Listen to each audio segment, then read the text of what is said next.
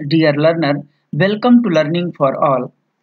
मैं Sultan, assistant professor cum course coordinator special education hearing impairment, Amar Jyoti school and rehabilitation centre, Gwalior, Madhya Pradesh. आइए आज हम बहुत ही एक डायनेमिक टॉपिक, बहुत ही महत्वपूर्ण टॉपिक के बारे में चर्चा करेंगे, जिसे रिहेबिलिटेशन कहते हैं इंग्लिश में, हिंदी में पुनर्वास कहते हैं। इसके बारे में हम जानेंगे कि इनका जो पुनर्वास है, इसका अर्थ क्या है, परिभाषाएं क्या है, उद्देश्य क्या है, उसकी कैसे प्रक्रिया होती है, क्षेत्र क्या है और निष्कर्ष क्या है, यानी कि meaning, definitions, objectives, process, scopes and conclusion. इसके बारे में हम पूरी डिटेल से चर्चा करेंगे। डियर लर्नर, इस वीडियो को अंत तक देखिए, बहुत ही धमाकेदार और महत्वपूर्ण वीडियो है। इस वीडियो को जरूर देखिए। साथ ही अगर ये वीडियो आपको अच्छा लग रहा है तो लाइक करिए, और अच्छा नहीं लग रहा तो डिसलाइक करिए, लेकिन अपना वोट जरूर दीजिए। साथ ही अगर इस चैनल में पहली बार वीडियो देख रहे हैं तो इस चैनल को सब्सक्राइब कीजिए, ताकि आने वाले न्यू वीडियो का नोटिफिकेशन आपको तुरंत मिल जाए। साथ ही अपने दोस्तों तक, फ्रेंड्स तक शेयर करिए, जिससे इस तरह के महत्वपूर्ण वीडियो का लाभ वो भी उठा सके। तो चलिए हम स्टार्ट करते हैं एक बहुत ही डायनेमिक टॉपिक, रिहेबिलिटेशन के बारे में, पुनर्वास के बारे में। पुनर्वास, सबसे पहले हम जानते हैं कि पुनर्वास का अर्थ क्या है, यानी कि मीनिंग ऑफ रिहेबिलिटेशन।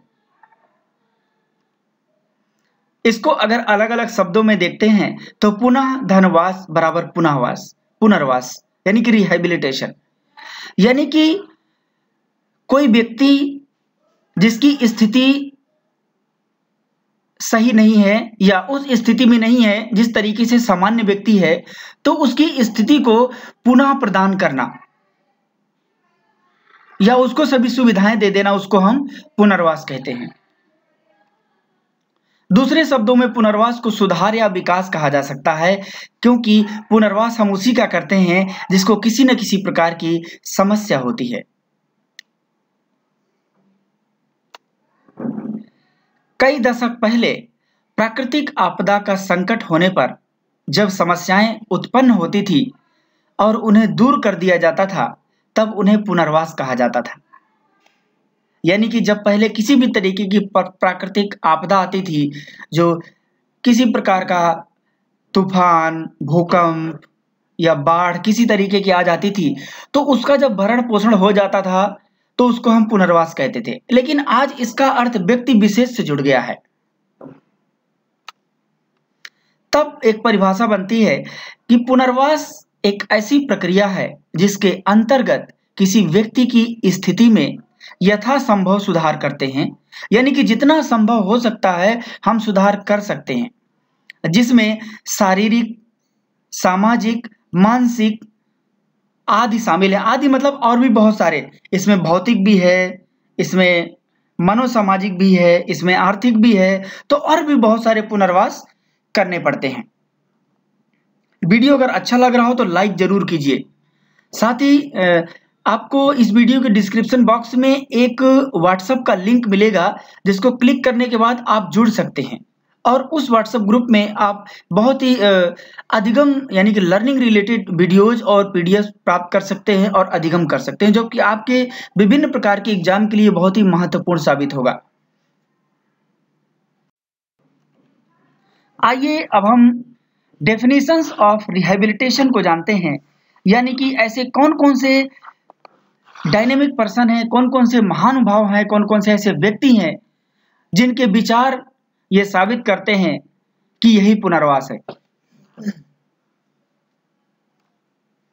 सबसे पहले एक महोदय हैं जिनका नाम है रेम्सबर्ग एंड कार्सन। 2006 में इन्होंने एक परिभाषा दी थी। इनका कहना है कि rehabilitation is a process of adaptation और recovery through which an individual suffering from a disabling और functionally limiting condition, whether temporary or irreversible, participates to regain maximal function independence and restoration. Rehabilitation refers to service and program designed to assist individuals who have experienced a trauma or illness that result in impairment that creates a loss of function physiological, social and vocational. यानी कि इनका कहने का मतलब है कि पुनर्वास एक अनुकूलन की प्रक्रिया है जिसके माध्यम से हम अक्षम या कार्यात्मक रूप से सीमित व्यक्ति को स्वतंत्रता प्रदान करते हैं। साथ ही पुनर्वास उन सेवाओं और कार्यक्रमों को संदर्भित करता है जिनमें विभिन्न प्रकार की आघात या बीमारी का अनुभव किया हो, जिसके परिणाम स्वरूप उनको शारीरिक रूप से, मनोवैज्ञानिक रूप से, सामाजिक रूप से, व्यवसायिक रूप से विभिन्न प्रकार के संबंधित कार्यात्मक हानि हुई हो, तो उनको हम जब ठीक करते हैं, सही करते हैं, तो उसको इन्होंने पुनर्वास माना है। नेक्स्ट देखते हैं, ये है आर्टिकल नंबर 26 में UNCRPD United Nations convention on the rights of persons with disabilities. इनका कहना है कि विकलांगता व्यक्तियों को उनकी अधिकतम स्वतंत्रता, पूर्ण शारीरिक, मानसिक, सामाजिक और व्यावसायिक क्षमता प्राप्त करने और बनाए रखने तथा साथ ही उनके जीवन के सभी पहलुओं में समावेश करने के हिसाब से सहकर्मी सहायता सहित एक उपयुक्त उपाय प्रोवाइड करना। यानी कि अगर उन्हें किसी भी प्रकार की प्रॉब्लम है, वो स्वतंत्र नहीं है, उनको व्यावसायिक रूप से, मेंटली रूप से, सोशली रूप से उनकी अगर एबिलिटी में प्रॉब्लम आ गई तो उनको फुलफिल करना, जिससे उनका ऑल एस्पेक्ट ऑफ लाइफ, यानी कि उनकी पूरी जीवन को बेहतर बनाया जा सके और उनको पार्टिसिपेट किया जा सके। नेक्स्ट जो डेफिनेशन है WHO ने दी है, वर्ल्ड हेल्थ ऑर्गेनाइजेशन, आप इसको ध्यान से देखिए, पढ़िए। ये कहते हैं कि पुनर्वास ऐसे उपायों का एक समूह जो उन व्यक्तियों की सहायता करता है जो अनुभव करते हैं। किस चीज का अनुभव करते हैं? या अपने पर्यावरण के साथ बातचीत में क्या करते हैं, थोड़ा सा जो अनुभव होता है विकलांगता की संभावना रखते हैं। कभी कभी इनका जो निवास स्थान होता है उनके बीच भी एक अंतर पाया जाता है।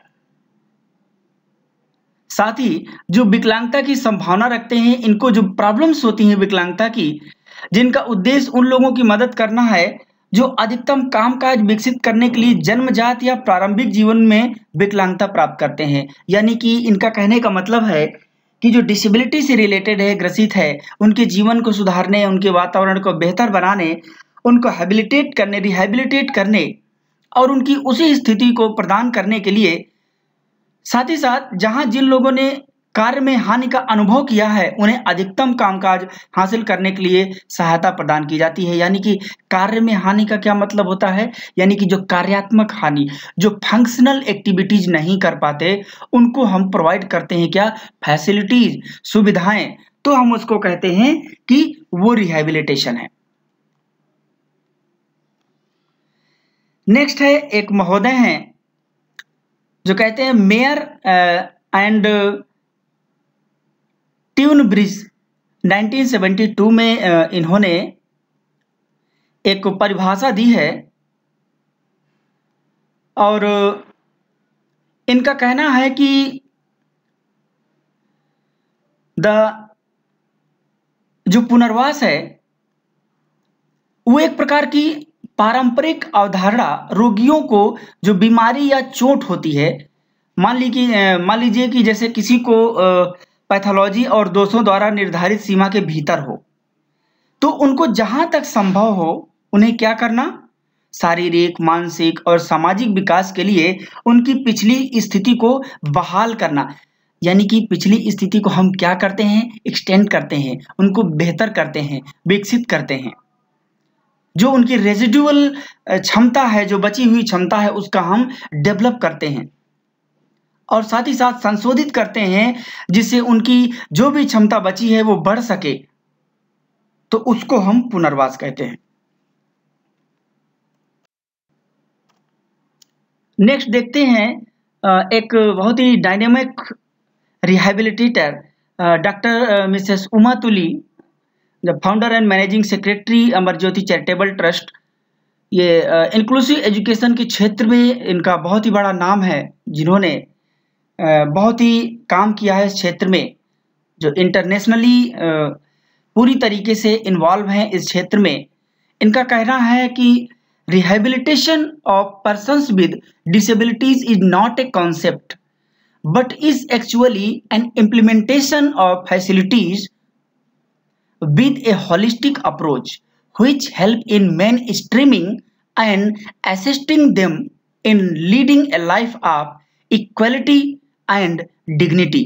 यानी कि इनका कहना है कि विकलांगता व्यक्तियों का पुनर्वास एक अवधारणा नहीं है, यानी कि जब विकलांगता से ग्रसित व्यक्तियों का जब हम पुनर्वास करते हैं तो वह एक प्रकार का कॉन्सेप्ट नहीं है, वो एक प्रकार की अवधारणा नहीं है, लेकिन वास्तव में एक समग्र दृष्टिकोण, यानी कि जो हमारा होलिस्टिक अप्रोच होता है उसके साथ सुविधाओं का इम्प्लीमेंटेशन करना, जो समानता और गरिमा के जीवन को, समानता मतलब इक्वलिटी, डिग्निटी मतलब उनकी गरिमा, किनकी गरिमा और इक्वलिटी, जो डिसेबल्ड पर्सन है, जो दिव्यांग पर्सन है, उनको नेतृत्व करने में मदद कर सके, यानी कि उनको होलिस्टिक अप्रोच के माध्यम से उनको फैसिलिटेट करना, और जितने भी फैसिलिटेट हैं, जितनी भी फैसिलिटीज हैं उनको इम्प्लीमेंट करना, ताकि उनको स्थिति में सुधार हो सके, उनकी जो भी स्थिति एक बिगड़ी हुई है उनको समाज की मुख्य धारा से जोड़ा जा सके।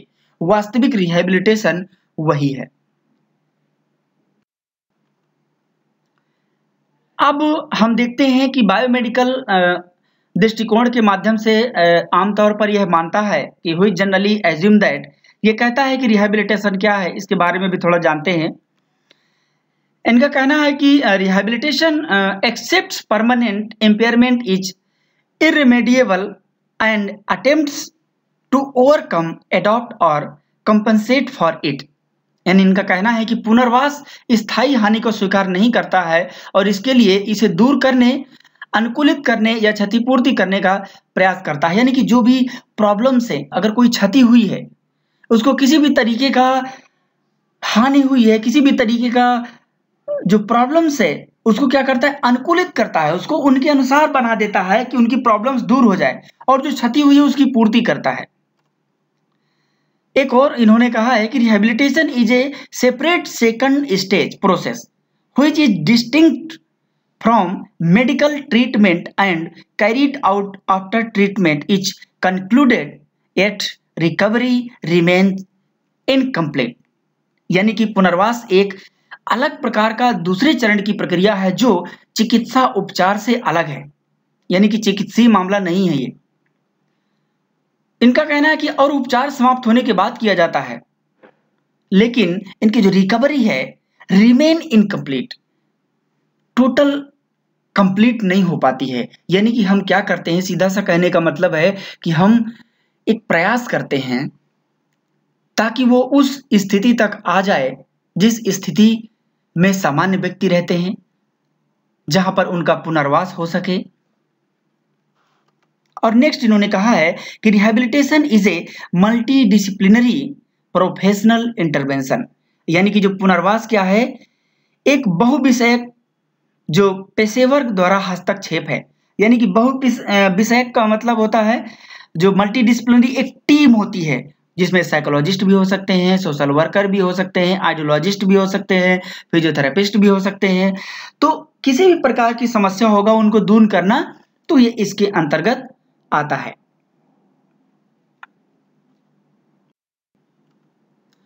अब हम जानते हैं पुनर्वास के क्या उद्देश्य हैं, यानी कि ऑब्जेक्टिव्स ऑफ रिहैबिलिटेशन।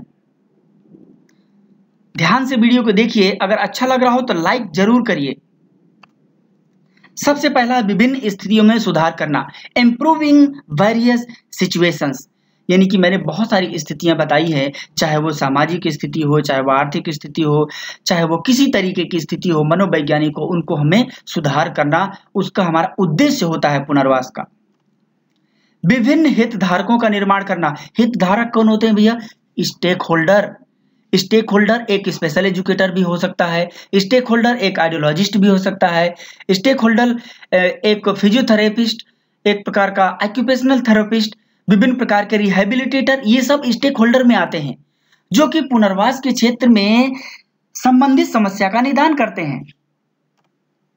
नेक्स्ट है सामाजिक रूढ़िवादी को दूर करना। सामाजिक रूढ़िवादी क्या है? जो पुरानो विचारधाराएं समाज में व्याप्त हैं कि विकलांगता क्या है, विकलांगता को दूर नहीं किया जा सकता है। तो अगर सबसे ज्यादा देखा जाए समस्या कहाँ आती है हमारे समाज में, जो एटीट्यूड जो प्रॉब्लम होता है, एटीट्यूडिनल प्रॉब्लम जो होता है, जो दृष्टिकोणीय बाधा होती है, सबसे ज्यादा होती है। गांव वाले अभी भी मानते हैं समाज हमारा कि ये पुराने जन्मों का पाप है। तो इसको दूर करना, जो अंधविश्वास है, जो परंपरागत रूढ़िवादी चली आ रही है, यह भी एक पुनर्वास का उद्देश्य है। समावेशन की स्थिति को कायम रखना, maintaining the situation of inclusion, यानी कि पुनर्वास का जो मुख्य उद्देश्य है कि समाज में जो समावेशन है, इंक्लूजन है, उसको कायम रखना। और वो तभी कायम होगा जब विभिन्न प्रकार के जितने भी डिसेबल्ड पर्सन है उनकी समस्या को दूर करके उनको समाज से जोड़ दिया जाए। अधिगम के स्तर में सुधार करना, जो कि समाज की एक सबसे बड़ी कल्पना है कि विकलांग बच्चे पढ़ नहीं सकते क्योंकि ये तो विकलांग हैं, सुन नहीं सकते, बोल नहीं सकते, देख नहीं सकते, चल नहीं सकते।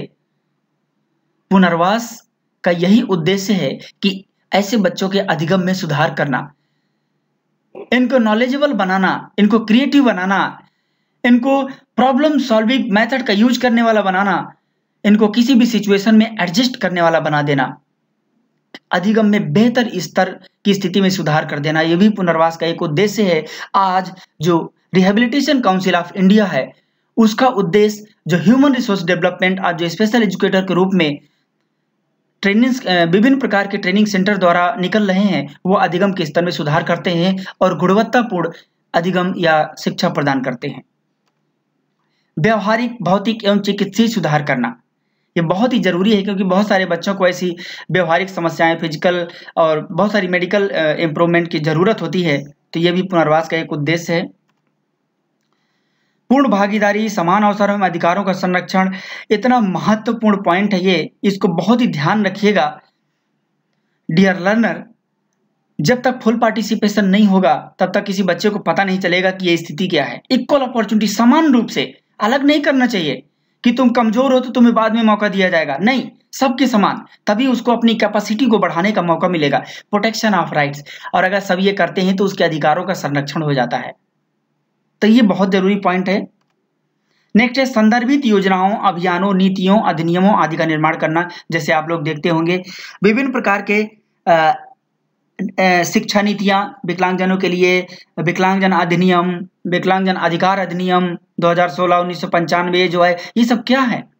इन्हीं से संबंधित एक्ट्स हैं जिनका निर्माण इसलिए किया जाता है ताकि इनके लिए एक प्रकार का लिखित रूप में दस्तावेज हो जाए कि वास्तव में दिव्यांग बच्चों की जो स्थिति है उनको कैसे आगे बढ़ाया जा सकता है। आइए अब हम देखते हैं कि पुनर्वास की प्रक्रिया यानी कि प्रोसेस ऑफ रिहेबिलिटेशन किस तरीके से प्रक्रिया होती है पुनर्वास की, आज हम इसे जानते हैं। सबसे पहला है आइडेंटिफाई प्रॉब्लम्स एंड नीड्स, यानी कि सबसे पहला है समस्या एवं आवश्यकता की पहचान। यानी कि जब हम किसी का पुनर्वास करते हैं, जब प्रक्रिया स्टार्ट करते हैं, तो ऐसा तो है नहीं कि जाएंगे सीधा किसी का पैर देखेंगे सीधा माप ले लेंगे, जबकि हम पहले उसकी जांच करेंगे। या हो सकता है कि एचआई बच्चा मिल जाए, हमको उसका पुनर्वास करना है, तो ऐसा थोड़ी है कि डायरेक्ट कान की मशीन दे देंगे, क्योंकि कान की मशीन भी जो हियरिंग एड है वो अलग अलग बच्चों के हिसाब से आता है। पता करना होगा कि किस लेवल का हियरिंग लॉस है, डिग्री कितनी है, किस टाइप का हियरिंग लॉस है, उसी हिसाब से हम उसे हियरिंग एड देंगे। यानी कि सबसे पहले हम जानते हैं कि उसकी प्रॉब्लम क्या है और वो किस तरीके की नीड है उसकी। सेकंड है कि समस्याओं को संशोधित और सीमित करने वाले कारकों से संबंधित, यानी कि relate problems to modifiable and limiting factor. हमें यह भी देखना होगा कि जो भी समस्याएं हैं उनको किस तरीके से मॉडिफाई किया जा सकता है, किस तरीके से उनको लिमिट में लाया जा सकता है, ऐसे कौन कौन से फैक्टर्स हैं, तो उनको हम इसमें शामिल करते हैं। नेक्स्ट है कि लक्ष्य समस्याओं और लक्ष्य मध्यस्थों को परिभाषित करना चाहिए कि उचित उपायों का, ताकि हम चयन कर सके। यानी कि जो हमारा डिफाइन है टारगेट प्रॉब्लम, जैसे कि हमने शुरू में देख लिया था कि समस्या क्या है, तो हमने उसको पता कर लिया कि प्रॉब्लम क्या है। अब हमने प्रॉब्लम को टारगेट कर लिया कि इसको सही कैसे करना है। साथ ही साथ मीडिएटर कौन होता है? अरे हो सकता है कोई ह्यूमन रिसोर्स हो सकता है कोई यंत्र हो सकता है किसी प्रकार का, जिससे हम लोग उसका क्या करेंगे, सेलेक्ट एप्रोप्रिएट मेजर्स, ताकि हम उसका बेहतर तरीके से चयन कर सकें। किसके लिए? मापन करने के लिए, और हमें पता लग सके कि वास्तव में समस्या कैसे ठीक हो सकती है। नेक्स्ट है हस्तक्षेपों की योजना, कार्यान्वयन और समन्वय, यानी कि plan, implement and coordinate intervention. सबसे बड़ी चीज है कि जब हमें सब चीजों का पता चल जाता है तो हम बेहतरीन प्लानिंग करते हैं। जब एक योजना अच्छी बन जाती है तब हम उसको लागू कर देते हैं।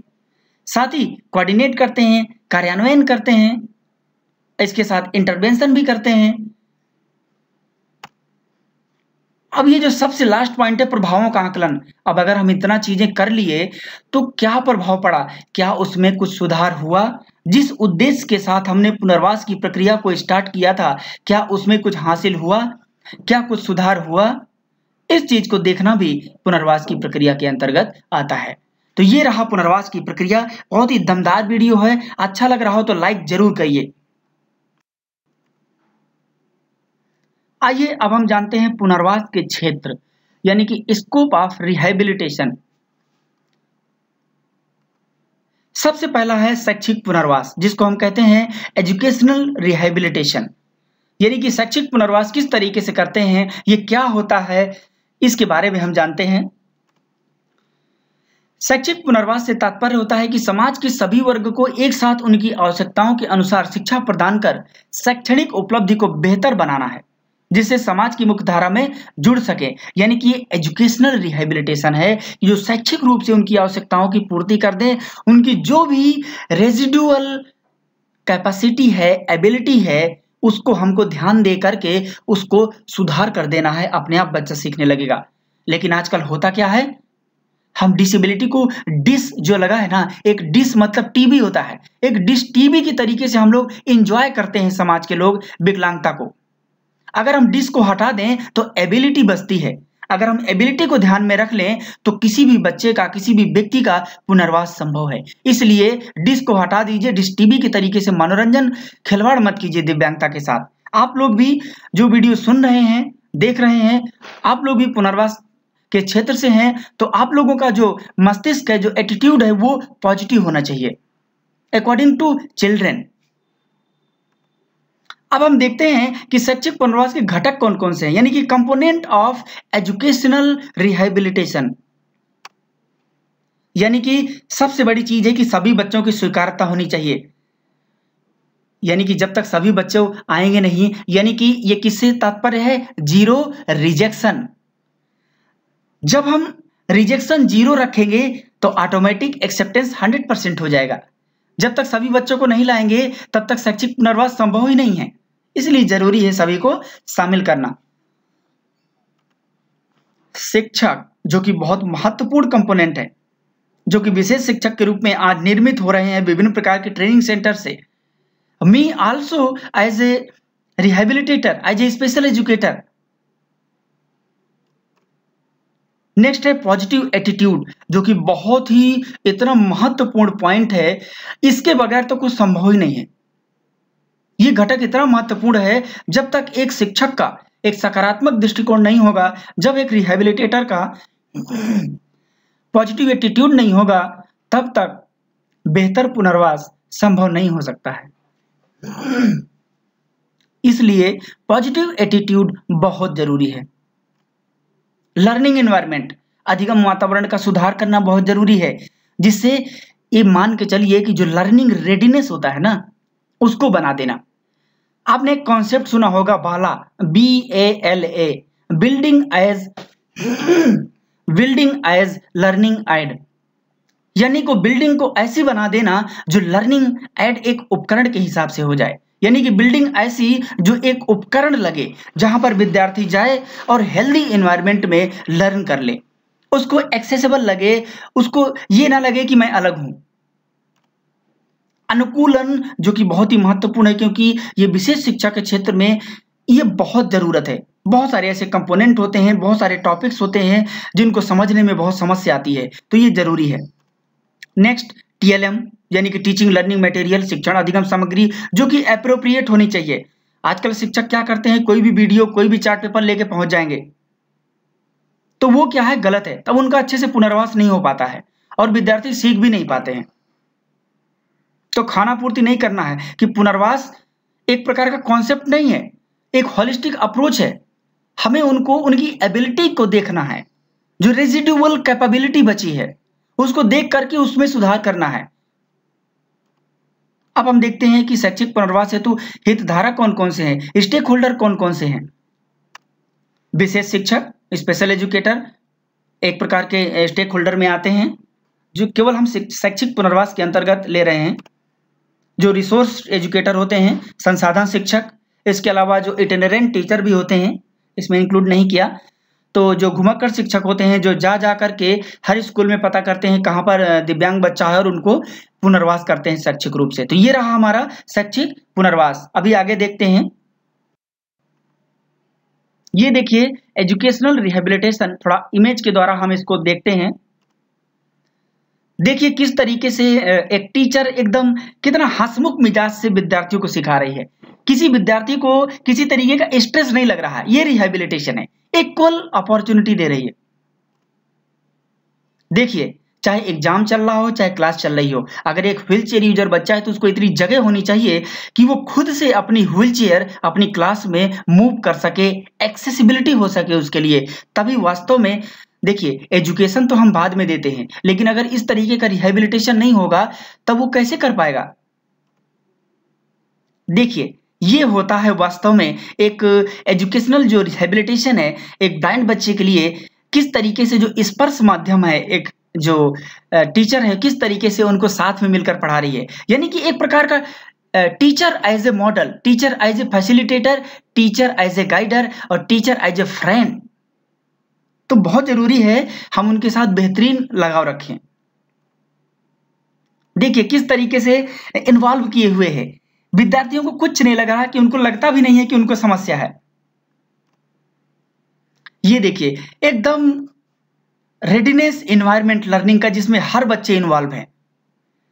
जैसे कितने सारे को टीचिंग की तरीके से एक से अधिक शिक्षक हैं, बच्चे हैं, उनको पूरा इन्वायरनमेंट दे दिया गया है। अब वो क्या करते हैं, मस्त एकदम फ्रीली एजुकेशन, उनको इंडिपेंडेंट बनाया जा रहा है। ये देखिए जो हमारी न्यू एजुकेशन पॉलिसी आई थी, इसका फ्रंट पेज का ये ऐसा है कि किस तरीके से अगर कई सारे बच्चे हो जाते हैं तो हम उनको कैसे डील करते हैं। देखिए किसी बच्चे को अगर बगल में है तो उसको किसी काम में लगा देना, कोई कंप्यूटर से पढ़ा है तो उसको किसी काम में लगा देना, ताकि ऐसा ना लगे कि मैं खाली हूं। अब देखिए एजुकेशनल रिहेबिलिटेशन जो ब्लाइंड स्टूडेंट के लिए किस तरीके से प्रिपेयर करना चाहिए अप्लाइड एप्लीकेशंस के लिए, जो अचीव नॉलेज को अचीव कर सकें, विभिन्न प्रकार की सूचनाओं को लर्न कर सकें। Right with the help of Braille किस तरीके से उनको मदद करती है। ब्रेल लिपि आप लोग जानते होंगे, जो डॉट्स होते हैं 6 एक स्लेट में, तो उस 6 डॉट के आधार पर वो लोग बनाते हैं। साथ ही साथ साउंड टेक्नोलॉजी, जो उनका विभिन्न प्रकार का साउंड सिस्टम होता है। इसके अलावा digital Braille, writing and smart goggles, तो विभिन्न प्रकार की ये शैक्षिक पुनर्वास हैं। अब हम देखते हैं सामाजिक पुनर्वास यानी कि सोशल रिहेबिलिटेशन। सामाजिक पुनर्वास से तात्पर्य दिव्यांग बालकों को उनके सम्मान और स्वाभिमान को पुनः स्थापित कर एवं उनका सामाजिक समावेशन कर उन्हें समाज की मुख्य धारा से जोड़ना। यहां पर सामाजिक 2 बार आ गया है, तो यहां पर सामाजिक समावेशन कर उन्हें समाज की मुख्य धारा से जोड़ना, तो ये सामाजिक पुनर्वास कहलाता है। अब थोड़ा सा हम इसके घटक कंपोनेंट को जानेंगे कि अगर हम सामाजिक पुनर्वास करते हैं तो आखिर कौन कौन से कंपोनेंट को लेते हैं, क्या क्या हम सही करते हैं। स्वास्थ्य बहुत जरूरी है, जब तक हेल्थ नहीं होगा तब तक समाज में पुनर्वास कैसा। सशक्तिकरण, एम्पावरमेंट, आजकल इसी चीज की कमी है। एक तो व्यक्ति मानसिक रूप से एम्पावर्ड नहीं होता है, दूसरा फिजिकली नहीं होता है, इकोनॉमिकली नहीं होता, बहुत सारे होते हैं। तो समाज में जितनी भी समस्याएं होती हैं उनको एम्पावर्ड करना, समाज ये सारे कंपोनेंट को ध्यान में रखकर। सामाजिक न्याय, सोशल जस्टिस, जो दिव्यांग जनों के लिए बहुत ही कम है, यानी कि कोई न्याय नहीं दिलाना चाहता है। हर व्यक्ति दूर भागता है विकलांग बच्चों से। हालांकि अब थोड़ा स्थिति सही हो गई है, क्योंकि गवर्नमेंट भी और प्राइवेट सेक्टर भी इस पर बहुत ध्यान देने लगे हैं, जो सामाजिक रूप से पुनर्वास करने लगे हैं। जो इंक्लूजन के क्षेत्र में बहुत सारे ऐसे डायनेमिक पर्सन हैं जो इस क्षेत्र में काम कर रहे हैं और इनका भी पुनर्वास हो रहा है। सोशल सिक्योरिटी, जो सामाजिक सुरक्षा है, आज विभिन्न प्रकार की पेंशन भी मिलती है जिनको सामाजिक सुरक्षा और विभिन्न प्रकार की जो फैसिलिटीज है उनको प्रोवाइड की जाती है। सामाजिक समायोजन, सोशल एडजस्टमेंट, जो कि बहुत जरूरी है एक सामाजिक पुनर्वास जब करते हैं लोग, क्योंकि समायोजन ही तो नहीं हो पाता। दूसरे लोग समायोजन दिव्यांग बच्चों से नहीं करना चाहते और दिव्यांग बच्चे तो खुद ही नहीं कर सकते, क्योंकि उनमें किसी न किसी प्रकार की समस्या है। मैं फिर कह रहा हूं कि उनकी एबिलिटी को देखना है, ना कि डिश को देखना है। हमको टीवी नहीं देखना, हमको क्षमता को देखना है, रेजिडुअल कैपेसिटी को देखना है, रेजिडुअल एबिलिटी को देखना है, और उसी को आप पकड़ लीजिए, उसका डेवलपमेंट कर दीजिए, बच्चे का पुनर्वास अपने आप हो जाएगा। अब देखते हैं कि इसमें कौन कौन से स्टेक होल्डर होते हैं सोशल रिहेबिलिटेशन में। सामाजिक कार्यकर्ता, जो सोशल वर्कर होते हैं, ये सब सामाजिक पुनर्वास हेतु हितधारक के रूप में आते हैं। रिहाब प्रोफेशनल्स होते हैं, जितने भी पुनर्वास व्यवसायी होते हैं, ये सब सामाजिक पुनर्वास के अंतर्गत आते हैं। आजकल DCBR चलता है कोर्स RCI द्वारा, diploma in community based rehabilitation, बहुत ही बढ़िया कोर्स है, जो कि इसको करने के बाद एक जो रिहाब प्रोफेशनल, उसको पूरी तरीके से पता हो जाता है कि वास्तव में हम किस तरीके से दिव्यांग बच्चों का सामाजिक पुनर्वास कर सकते हैं, समाज में कौन कौन सी एक्टिविटी की जा सकती हैं जिनको समाज को हम जागरूक कर सकते हैं। यानी कि सबसे बड़ा मेन फैक्टर है कि समाज को जागरूक कर दें, अपने आप पूरा देश जागरूक हो जाएगा। इसलिए ये जरूरी है।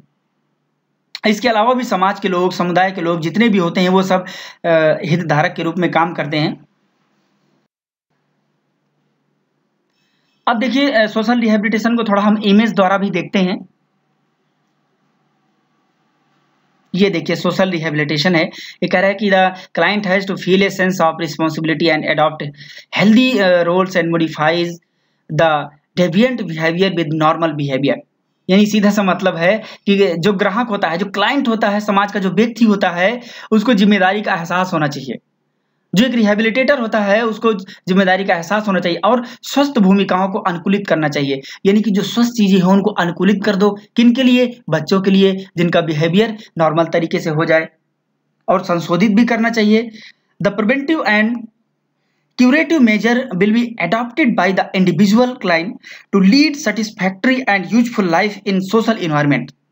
Opportunity have to be provided to the client to maintain and re-establish social adequacy. यानी कि सामाजिक वातावरण में संतोषजनक और उपयोगी जीवन जीने के लिए व्यक्तिगत ग्राहक द्वारा निवारक और उपचारात्मक उपायों को अपनाया जाएगा। सामाजिक पर्याप्तता को बनाए रखने और पुनः स्थापित करने के लिए ग्राहक को अवसर प्रदान किए जाने चाहिए। बिल्कुल, जब तक हम किसी को अपॉर्चुनिटी नहीं देंगे तब तक उसको कैसे हम रिहेबिलिटेट कर सकते हैं, इसलिए जरूरी है।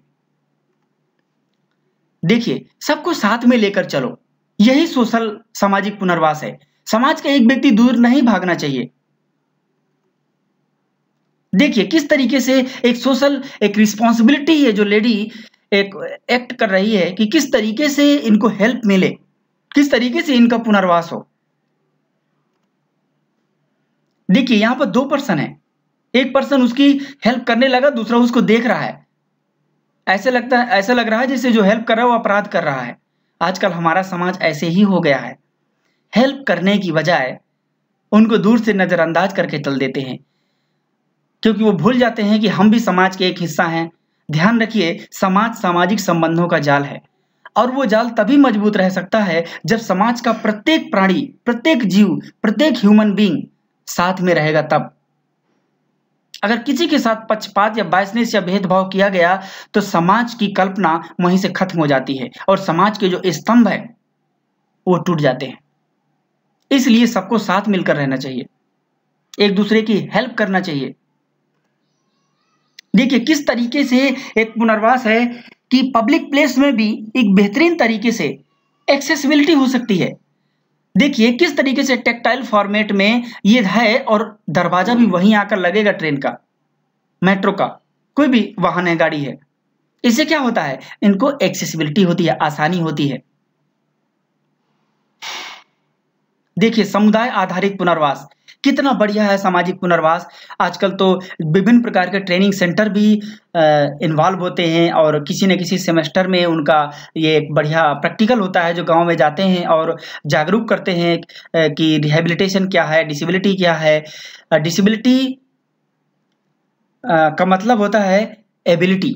अगर वास्तव में देखा जाए तो डिसेबिलिटी इज ए एबिलिटी, क्योंकि अगर हम एक पॉजिटिव एटीट्यूड को लेकर उसकी एबिलिटी को देखते हैं तब एबिलिटी है। बाकी नकारात्मक धारणाओं के लिए पुनर्वास के क्षेत्र में कोई जगह नहीं है। अगर वो ना काम करे इस क्षेत्र में तो ही बेहतर है। तो समुदाय आधारित पुनर्वास के द्वारा भी हम सामाजिक पुनर्वास कर सकते हैं, जिसमें विभिन्न प्रकार के गवर्नमेंट भी विभिन्न प्रकार के रीजनल सेंटर जो होते हैं, जो सीआरसी होते हैं, वो भी इस तरीके की एक्टिविटी करते हैं, डिफाइन करते हैं, फाइंड आउट करते हैं कि किसी गांव में, समुदाय में कितने बच्चे हैं जो डिसेबिलिटी से और कौन कौन सी डिसेबिलिटी से ग्रसित हैं, उनको कौन कौन सी फैसिलिटीज चाहिए वो भी प्रोवाइड करते हैं। तो सामाजिक पुनर्वास भी होता है। अब देखते हैं भौतिक पुनर्वास यानी कि फिजिकल रिहेबिलिटेशन। भौतिक चिकित्सा या पुनर्वास चिकित्सा की एक शाखा है जिसका उद्देश्य शारीरिक दुर्बलता या अक्षमता वाले लोगों के लिए जीवन की कार्यात्मक क्षमता है और गुणवत्ता को बढ़ाना और पुनर्स्थापित करना है। सुन रहे हैं ध्यान से? Very good. इसको ध्यान से समझिए कि भौतिक पुनर्वास क्या है। यानी जब किसी की व्यक्ति की शारीरिक रूप से कोई अक्षमता हो जाती है, दुर्बलता हो जाती है, तो उसको क्या करते हैं, उसकी जीवन की कार्यात्मक क्षमता को, गुणवत्ता को बढ़ा देते हैं या उसको पुनर्स्थापित कर देते हैं। अगर ये वीडियो आपको अच्छा लग रहा हो तो लाइक जरूर करिए। अब देखिए इसके कंपोनेंट को देखते हैं। एड्स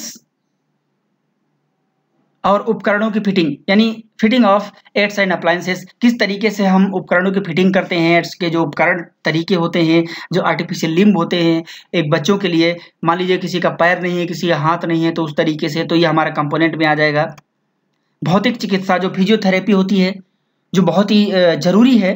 अगर किसी को भी दिक्कत है तो फिजियोथेरेपी के माध्यम से उसका जो शारीरिक अक्षमता है उसको दूर किया जा सकता है।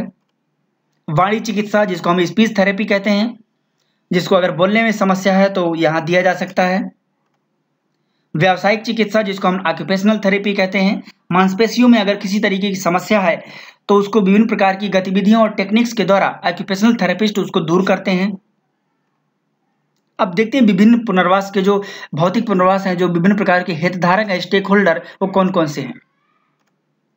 ऑडियोलॉजिस्ट जो कान की जांच करते हैं, स्पीच थेरेपिस्ट जो वाणी चिकित्सक माने जाते हैं, फिजियोथेरेपिस्ट जो भौतिक चिकित्सक माने जाते हैं, जो प्रोस्थेटिक्स मैन्युफैक्चरर जो आर्टिफिशियल लिम्ब बनाते हैं, जिनका मतलब पैर नहीं होता तो उनके लिए बना देते हैं, वो प्रोस्थेटिक्स मैन्युफैक्चरर कहलाते हैं। रिहेबिलिटेशन टेक्नीशियन विभिन्न प्रकार की जो ड्रिल मशीन चला लेते हैं, कर्ण सांचा वगैरह इस तरीके का जो भी चला लेते हैं तो रिहेबिलिटेशन टेक्नीशियन माने जाते हैं। ऑक्यूपेशनल जो थेरेपिस्ट होते हैं वो भी हितधारक के अंतर्गत आते हैं। देखिए भौतिक पुनर्वास फिजिकल रिहेबिलिटेशन को थोड़ा इमेज द्वारा समझते हैं। देखिए किस तरीके से जो मैंने पीछे बताया था किस तरीके से फिजिकल रिहेबिलिटेशन हो रहा है, ध्यान से इसको देखते जाइए। देखिए कॉकलियर इम्प्लांट है, ये ऑक्यूपेशनल थेरेपी है, ये स्पीच थेरेपी दे रहे हैं, ये ऑडियोमेट्री चल रही है जो ऑडियोलॉजिस्ट कर रहा है। किस तरीके से हम एक विजुअल इम्पेयरमेंट चिल्ड्रन को एक जो स्नेलिंग चार्ट होता है सामने दिख रहा है, उसके माध्यम से उनकी जांच होती है। अभी भी हम नेक्स्ट स्लाइड में भी भौतिक चिकित्सा भौतिक पुनर्वास क्या होता है जानेंगे। देखिए हियरिंग एड है जो कि बिहाइंड द ईयर कहलाता है, ये पॉकेट लेवल है, ये विभिन्न प्रकार के छोटे छोटे आईटीसी, आईटीई और सीआईसी विभिन्न प्रकार के हैं जो कान के अंदर लगते हैं। स्पेक्टिकल जो चश्मा के द्वारा, जिसको मतलब थोड़ा सा बच्चा ब्लाइंड भी होता है और साथ ही साथ हियरिंग इम्पेयरमेंट भी होता है। ये देखिए हार्डवायर सिस्टम है, किस तरीके से इंडक्शन लूप सिस्टम है ये एक ब्रेल लिपि के द्वारा बच्चों को किस तरीके से प्रोवाइड की जा रही है। ये विभिन्न प्रकार के जो विजुअल इम्पेयरमेंट के लिए कौन कौन सी सुविधाएं हैं, सारा चीज आपको दिख रहा है। तो ये भौतिक पुनर्वास के अंतर्गत आता है। ये इसको एंजल बोलते हैं। इसमें सारी चीजें रिकॉर्ड की जा सकती हैं, चिप लगाई जा सकती है, डेटा केबल लगाया जा सकता है और इसको सुना जा सकता है, सारी चीजें जो कि देहरादून से प्रोवाइड होता है। और वहां से मिलने के साथ साथ वहां से कैसेट वगैरह सारा चीज मिलता है। ये देखिए डीजी प्लेयर है, बेहतरीन तरीके से जिसको हम लोग कह सकते हैं कि ये ऑडियो रिकॉर्डर है। बेहतरीन तरीके से इसमें रिकॉर्डिंग होती है, सीडी लगती है। ये देखिए ये किस तरीके से जो शारीरिक रूप से जिनका चलने में दिक्कत होता है उनके लिए। ये है व्हील चेयर, ये है ट्राईसाइकिल, वॉकर। किस तरीके से विभिन्न प्रकार के जो हम व्यवस्थाएं देते हैं, यानी कि विभिन्न डिसेबिलिटी के लिए, तो भौतिक पुनर्वास के अंतर्गत ये सारा चीज आ जाता है। अब हम निष्कर्ष रूप में देखते हैं कंक्लूजन में कि निष्कर्षता हम कह सकते हैं कि जितने भी पुनर्वास के क्षेत्र है वो सभी समाज में दिव्यांग व्यक्तियों को मुख्यधारा के रूप में स्थापित करते हैं, जिनसे उनका जीवन भी सम्मानजनक, गरिमापूर्ण एवं स्वतंत्रता पूर्वक बन जाता है। लेकिन पुनर्वास के अन्य नए आयाम भी हैं जिनके माध्यम से समाज को एवं व्यक्ति को सशक्त बनाया जा सकता है। तभी अधिकार आधारित समाज की कल्पना की जा सकती है। अर्थात पुनर्वास तभी संभव है जब सभी को समान अधिकार मिले, जिसके अंतर्गत सशक्तिकरण पुनर्वास भी शामिल है। समाज को एवं व्यक्ति को सशक्त बनाने के लिए आर्थिक पुनर्वास, मनोवैज्ञानिक पुनर्वास, मनोसामाजिक पुनर्वास आदि नए तरह के आयाम शामिल हैं। तो ये हमारा पूरा रिहेबिलिटेशन था।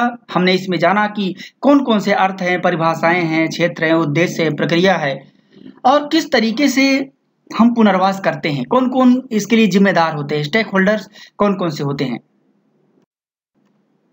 Thank you so much. ये वीडियो देखने के लिए आपका बहुत बहुत धन्यवाद। यदि वीडियो अच्छा लगा हो तो फटाफट लाइक कर दीजिए, अपने दोस्तों तक शेयर करिए, सब्सक्राइब भी करिए और बेल आइकन को जरूर दबाइए जिससे न्यू वीडियो को नोटिफिकेशन आपको तुरंत मिल जाए। Thank you so much.